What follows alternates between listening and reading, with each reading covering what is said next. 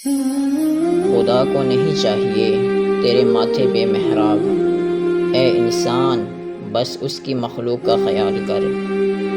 میری چپ کو کبھی میری ہار مت سمجھنا، میری چپ کو کبھی میری ہار مت سمجھنا، میں اپنے حق کے فیصلے خدا پر چھوڑتا ہوں۔ یا اللہ تیری شان بہت بلند ہے، اپنی عظمت کے واسطے سے میرے پیاروں کی زندگی خوشیوں سے بھر دے۔ یا مولا کریم ان کی خطاؤں کو معاف فرما، انہیں صحت و ایمان والی زندگی عطا فرما اور ان کی نیک خواہشات پوری فرما، آمین۔